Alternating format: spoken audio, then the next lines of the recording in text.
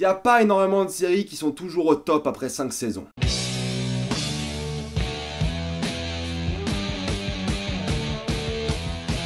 BoJack Horseman, saison 5. Comme d'habitude, il n'y aura pas de spoiler jusqu'à la minute indiquée dans le titre de la vidéo, jusque là vous êtes tranquille, mais après on va tout spoiler. Je vais aussi spoiler quelques éléments des précédentes saisons, donc si vous n'avez pas vu BoJack saison 1, 2, 3 et 4, bah allez voir et ne regardez pas cette vidéo. Mais allez voir BoJack, genre vraiment, allez voir BoJack. Il y a eu 2 séries récemment qui ont gagné en popularité de manière extrême, c'est Rick et Morty, qui est l'animation comédie avec un peu de sous-genre dramatique nihiliste, et BoJack Horseman qui est vraiment, qui a commencé comme une comédie, qui s'est un peu fini enfin c'est pas fini, mais c'est un peu parti en dépression très très vite. Dire que BoJack Horseman est une comédie, faut oser. Rick et Morty et BoJack Horseman sont à mon goût les 2 séries qui ont changé la manière de voir la série télévisuelle animée en fait, tout simplement. D'habitude l'animation c'est de la comédie avec quelques éléments sérieux, dramatiques à la limite. Rick et Morty c'est avant tout une aventure qui parlait de nihilisme et de vraiment trouver un objectif à l'existence. BoJack Horseman c'est une comédie d'une star de télé qui est vraiment partie dans les endroits les plus sombres de l'humanité, genre vraiment la dépression. Et ça qui est intéressant c'est que BoJack Horseman n'est pas du tout une comédie et BoJack Horseman parle que de thèmes sérieux. Et le nombre de thèmes évoqués dans BoJack Horseman dans une seule saison sont assez nombreux et assez complexes et vraiment bien attaqués tout simplement parce que c'est des trucs à attaquer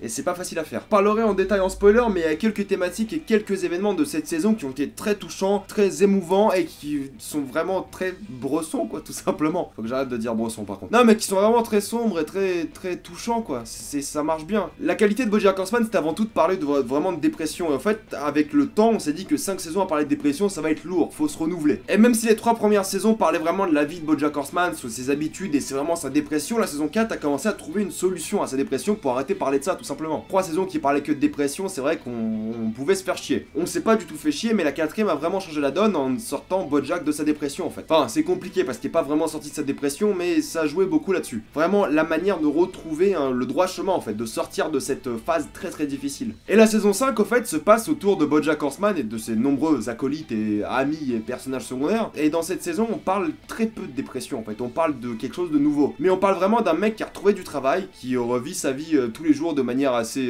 normale et qui s'en est plutôt bien sorti. Cette saison 5 évoque vraiment BoJack qui bosse sur cette série qui s'appelle Philbert. Il joue au fait son propre personnage mais à la télé. C'est un détective qui a vraiment les mêmes défauts que BoJack et vraiment les mêmes qualités et ça joue vraiment en double jeu par rapport à BoJack et par rapport à son personnage. Chose qui sera très exploitée dans l'épisode 12 et qui sera sûrement l'un des meilleurs épisodes de la série. Et la thématique qui revient vraiment beaucoup dans cette saison, c'est vraiment le regret, parce qu'on est à un moment où tous les personnages de cette saison ont vécu énormément de choses et ils essaient tous de passer à autre chose. Il y a BoJack qui est donc dans cette nouvelle série, il essaie de repartir, d'avoir une vie normale après sa dépression. Il y a Diane et Peanut Butter qui sont divorcés, qui essaient justement de gérer leur divorce et la vie d'après. Il y a Caroline qui essaie tant bien que mal d'adopter un enfant parce qu'elle ne peut pas avoir d'enfant. Enfin, il y a plein de petits trucs comme ça qui montrent que les personnages ont changé et qu'ils veulent vraiment retrouver leur chemin après de gros événements dans leur vie. Que ce soit sortir de sa pseudo-forme de dépression, que ce soit le fait de ne pas avoir d'enfant, ou justement le divorce. Et ça va être l'une des choses les plus efficaces, c'est vraiment le regret, la manière dont ça va être mis en scène, dans la manière dont ça va être présenté au fait. Parce que tous les personnages ont déjà vécu un truc qui du coup les pousse à regretter leur passé, mais aussi vont devoir vivre quelque chose de nouveau. On prend l'exemple de Todd par exemple qui est asexuel et qui va devoir justement, tant bien que mal, essayer de rompre avec sa copine parce que sa copine est vraiment à l'opposé de ce qu'il est réellement. Enfin, on en reparlera plus en spoiler, mais il y a plein de personnages qui vont justement faire des virages dans leur vie qui sont obligés de faire parce que c'est pas la vie qu'ils veulent. Et là où un personnage va vraiment être le cœur de cette saison, plus que BoJack Horseman, c'est Diane tout simplement. Diane, ayant vécu son divorce, va essayer de se retrouver en essayant de voyager, par exemple en essayant d'aider les autres, en se rendant compte qu'elle-même n'est pas à l'aise avec sa propre vie et elle-même n'a pas réussi à combler son existence au final. Et Diane a sûrement l'une des intrigues les plus touchantes et les plus intéressantes de cette saison, c'est que le divorce l'a vraiment touchée, elle a vraiment l'impression de ne pas appartenir à ce monde et vraiment de rien faire de positif. Justement, elle va essayer d'aider le monde, mais elle va se rendre compte qu'à chaque fois qu'elle fait quelque chose, bah ça rend les gens plus malheureux. C'est elle qui va vivre les conséquences les plus dramatiques dans cette saison. Alors que de l'autre côté, BoJack, il est vraiment dans une optique plus sérieuse, il a un taf, il adore son taf, et c'est vraiment très tard dans la saison qu'il va se rendre compte que c'est pas vraiment ce qu'il est réellement. Et ce double jeu entre Philbert et BoJack va très bien marcher, surtout en fin de saison, on en parlera en spoiler. Pareil pour Caroline, qui marche vraiment pas du tout dans cette saison, parce que ça reste une saison très portée, très axée sur les personnages, c'est vraiment le fait qu'elle n'arrive pas à adopter un enfant. Elle est tellement préoccupée par son travail qu'elle n'arrive juste pas à avoir un enfant, elle n'arrive juste pas à trouver quelqu'un qui lui donne son enfant tellement elle est occupée. Ça fait un vrai conflit entre elle, entre sa vie de mère qu'elle veut et la vie de travail qu'elle adore et qu'elle maîtrise et qu'elle ne peut pas abandonner en fait. Et c'est marrant parce que j'ai beaucoup aimé l'intrigue de Peanut Butter dans cette saison parce que c'est vraiment le seul à avoir vraiment à être un peu moins conscient de ce qu'est sa vie en fait. Le seul moment où sa vie est vraiment un peu remise en question, c'est là que tu sens que ça reste un personnage qui est fondamentalement assez triste dans sa vie, mais il s'en fout parce qu'il se passe vite à autre chose quoi. Mais là où il y a un personnage qui m'a beaucoup touché, c'est le nouveau personnage de Gina qui apparaît dans cette saison, qui est justement la co-star de BoJack. Elle va former une sorte de relation de plan cul avec BoJack, putain le lapsus quoi, BoJack Horseman. Elle va former une sorte de relation de plan cul avec BoJack et ça va vraiment lui montrer que c'est une actrice qui a jamais réussi et qui juste a jamais connu de relation et qui a juste comblé un peu son manque affectif en ayant vu 29 costards il me semble, avoir eu 29 costards en plan cul quoi, c'est le genre de truc qui marchait bien et son intrigue a vraiment été satisfaisante vers la fin. C'est là que je me rends compte que c'est quasiment impossible de parler de BoJack Horseman sans parler des personnages parce que c'est vraiment le cœur du truc, parce qu'il n'y a pas vraiment d'intrigue dans cette nouvelle saison de BoJack Horseman, c'est vraiment genre tu suis la saison de Philbert et la manière dont ça a été filmé, dont la manière ça a été fait, et à la fin quand la saison sort sur les plateformes de streaming, parce que forcément maintenant c'est en streaming, bah ça finit au fait, et il n'y a pas vraiment d'arc narratif complet j'ai envie de dire dans cette saison, et c'est vraiment juste étape après étape de péripéties de personnages, de remise en question de personnages, et chaque personnage a un peu le droit à son épisode, surtout Diane qui a genre 3-4 épisodes consacrés à elle. Pareil pour BoJack qui a beaucoup moins d'épisodes consacrés à son histoire, genre il doit en avoir pareil 3-4 alors qu'avant il avait quasiment une saison entière juste pour lui. On a un épisode sur Caroline, un épisode sur Peanut Butter, et il y a plein de trucs, enfin plein d'épisodes sur différents personnages, et ça qui a vraiment bien marché quoi. C'est que c'est de moins en moins l'histoire de BoJack Horseman, mais plus en plus l'histoire des gens qui l'entourent. Et c'est ça qui est fort, c'est que justement au bout d'une 5e saison, bah ça a réussi à se renouveler, ça a réussi à dire bah tiens maintenant BoJack tu connais, maintenant on va parler des autres, parce que BoJack c'est pas que BoJack Horseman, c'est son entourage, et il affecte tout le monde dans son entourage, et ça qui est fort aussi. Il y a aussi une grosse critique de la société, comme d'habitude. Bon, il y a une grosse critique du féminisme et du consumérisme à Hollywood et en général, et des journaux et des médias. Il y a aussi une grosse critique du politiquement correct qui arrive dans la série. Enfin, bon, ça l'a toujours fait BoJack Horseman et ça l'a toujours très bien fait. Ça l'a beaucoup moins fait dans cette saison. Il y a très peu de moments où tu dis, il y a certes un épisode sur le féminisme, mais il y a très peu de moments où il y a vraiment une grosse satire des médias comme dans la précédente saison. Là, c'est vraiment plus axé sur les personnages. Et je vais commencer à spoiler parce que j'arrive pas à parler des personnages sans spoiler parce qu'il y a quelques événements qui marchent bien dans cette saison et que je dois spoiler pour en parler. Mais BoJack Horseman saison 5, pour faire court, c'est toujours au top. C'est toujours aussi déprimant, triste, émouvant que d'habitude, et c'est même pas plus une surprise de dire ça en fait. Tu sais que dès que tu vas mater une saison de BoJack Horseman, tu vas mal finir, et ça qui est bien, et c'est ça qui est touchant. C'est que tu connais tellement ces personnages, tu t'es tellement attaché à eux, que t'as envie qu'ils réussissent, et tu vois qu'en fait, fondamentalement, ils échouent tous. Ils échouent tous d'une manière ou d'une autre, et dès qu'ils sont contents, bah y a un autre truc qui va gâcher la donne quoi. Mais c'est pas forcé, tu sens que c'est une vraie construction logique de leurs arcs narratifs, de leurs arcs émotionnels, et tu les comprends quoi, et tu t'y attaches, c'est ça qui marche bien quoi. Donc BoJack Horseman, toujours au top quoi. Y a rien à dire, toujours au top. Après 5 saisons, c'est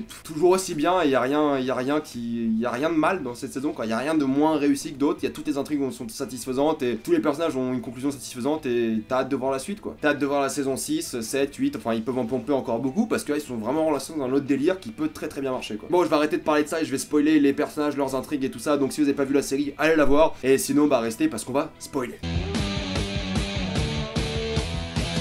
Le cœur de cette saison, ça a quand même été les relations entre les personnages, et l'une des relations qui m'a le plus plu, c'est Diane, du coup en français ça doit être. Diane, elle a vraiment vécu un divorce difficile, et ça l'a vraiment touché énormément. Genre il y a tout cet épisode où elle est au Vietnam, elle vit son truc à fond, elle kiffe le vivre justement, même si c'est bien mis en parallèle avec sa vie à Hollywood. Elle était tellement désespérée et tellement triste qu'elle s'est dit que la meilleure solution, bah c'est d'aller loin. C'est de s'en aller, genre de revenir beaucoup plus tard, de voyager, de vivre autre chose, et se rendre compte que c'est pas satisfaisant. Ça lui remplit pas son cœur en fait, et du coup elle voyage entre guillemets pour rien parce qu'elle revient limite plus triste qu'avant quoi. Et j'adorais cette intrigue parce qu'en fait elle se rend compte d'un truc que tout le monde pensait depuis le début en fait, enfin moi je pensais en tout cas, c'est qu'elle essaie tellement de faire le bien autour d'elle, autour de tout le monde, que elle est malheureuse. Elle essaie tellement de faire le bien autour des gens qu'elle rend les gens malheureux parce que les gens voient qu'elle est malheureuse, du coup ça les aide pas plus que ça. Il y a un vrai truc où Diane, genre elle se rend compte qu'elle rend tout le monde malheureuse, et ça la rend encore plus malheureuse. Quand elle a cette discussion avec Peanut Butter, quand ils couchent ensemble après à la fin de la saison quoi, et ils couchent ensemble, elle se rend compte que ça lui fait plus rien quoi. Ils ont couché ensemble parce qu'elle est tellement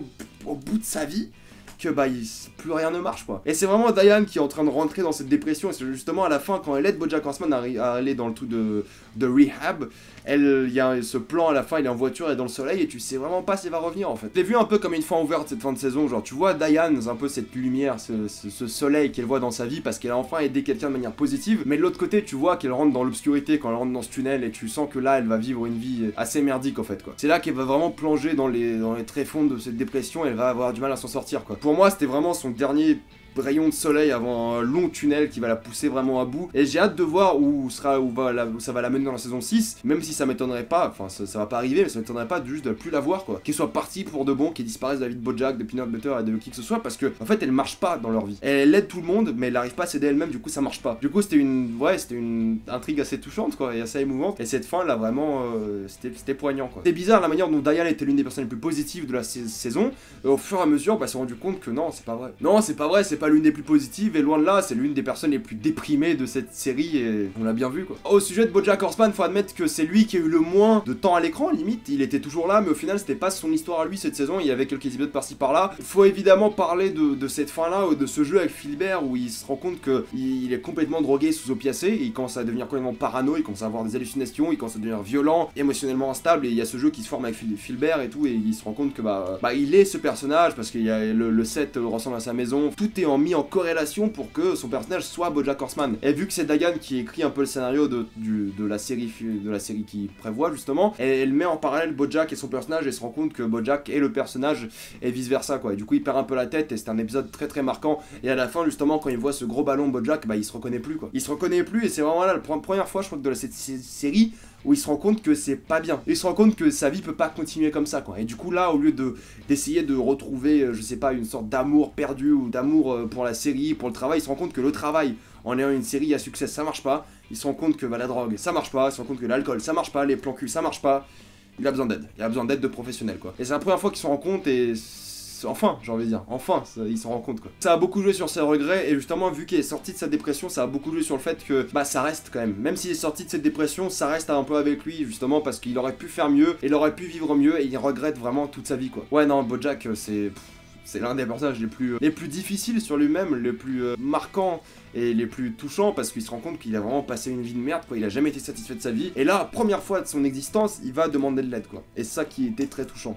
L'intrigue de Todd est un peu moins satisfaisante, c'est que oui, bon, il essaie de jouer la case de la sexualité et d'avoir un travail et tout, mais Todd a été beaucoup moins important dans cette saison. Il n'y a pas grand chose à dire à ce sujet, c'est que bon, il a plus de copines, il a plus personne et en fait, il est un peu frustré du fait que tu veux pas avoir une relation avec quelqu'un sans coucher avec. Et la seule personne qui est asexuée comme lui, c'est pas une personne qu'il aime bien. Et du coup, la seule personne qu'il aime bien, c'est une meuf qui se tape, je sais pas combien de pompiers par semaine, quoi. Donc il y a ce parallèle entre ce mec qui sera jamais satisfait émotionnellement parce que il y a besoin de cette partie sexuelle pour être satisfait émotionnellement et il est sûr de ça, quoi. Ouais, donc c'était un peu moins satisfaisant dans le point de vue où genre il y avait pas trop d'éléments, il y avait de relations entre lui et les autres personnages. Mais ouais, c'est un mec qui est quand même assez frustré de pas pouvoir être sexuellement actif et ça le brise un peu dans toutes ses relations. C'est l'histoire de Caroline qui était assez touchante et frustrante pour les spectateurs parce que Caroline adore son taf. En même temps, elle veut adopter un enfant et à la fin, on le comprend très bien, c'est que elle est pas faite pour être mère, tout simplement. Elle est tellement à fond dans son taf qu'elle a pas le temps d'être mère. Elle est pas faite pour être mère, mais elle le veut quand même, quoi. Elle est têtue et elle se dit que si elle veut un enfant, c'est vraiment son rêve d'avoir un enfant. Mais en même temps, elle est tellement à fond dans son taf qu'elle a pas le temps d'avoir un enfant. C'est juste impossible pour elle. Mais tout le monde lui dit ça. Il est un peu quand même têtu à ce sujet-là et c'était assez frustrant pour le spectateur parce que elle a pas la place pour un enfant et son travail. Du coup, faut choisir et c'est un peu frustrant qu'elle choisisse pas. Elle va sûrement faire un choix plus tard. Mais bon, pour l'instant, c'est que c'était assez frustrant comme intrigue, mais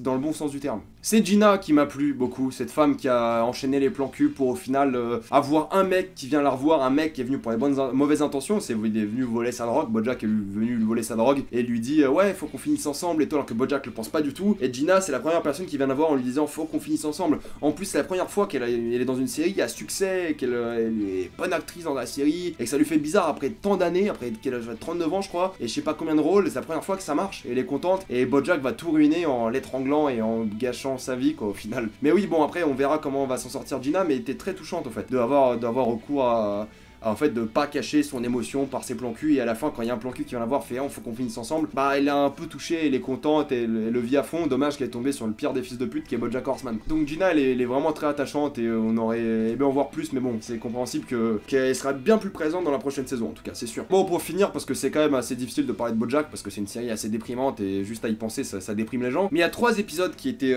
au-dessus dans le game. C'est que pour moi il y a l'un des meilleurs épisodes de série que j'ai vu de ma vie, c'est l'épisode 6 où c'est juste BoJack qui parle de sa mère pendant 25 minutes et c'était incroyable. Il y a juste un plan sur Bojack qui parle et jamais tu t'ennuies et tu comprends sa traversée émotionnelle et ça conclut tellement bien l'intrigue avec sa mère. Enfin, c'était rien à dire en fait, c'est l'un des meilleurs épisodes de la série, voire le meilleur. Super touchant, super marquant. Enfin, c'est l'épisode 6, c'était incroyable. Juste, c'est un concept tout bête. C'est un mec qui parle, Will Arnett, qui parle Will Arnett, c'est l'acteur qui joue Bojack, qui parle pendant 25 minutes et il est tellement à fond dans le rôle, il est tellement. Enfin, c'est touchant, c'est bien écrit, c'est émouvant, c'est drôle en même temps. Enfin, c'est l'un des meilleurs épisodes de série que j'ai eu l'occasion de voir dans ma vie. Donc, ouais, super épisode, l'épisode 6, c'était incroyable. L'épisode 8, Halloween, était super entre Peanut Butter qui voit ses différentes compagnes, ses copines, ses femmes. À chaque fois, la soirée de Bojack, à chaque fois, il se rend compte qu'aucune de ces relations ne fonctionne et la manière dont c'était mise en scène était très très bien. Et l'épisode 12, justement, c'est le jeu entre Philbert et Bojack et tu vois les parallèles, les transitions rapides qui marchent bien et que le mec devient quand même en parano, il perd la tête avec cette image de fin où il se revoit un peu en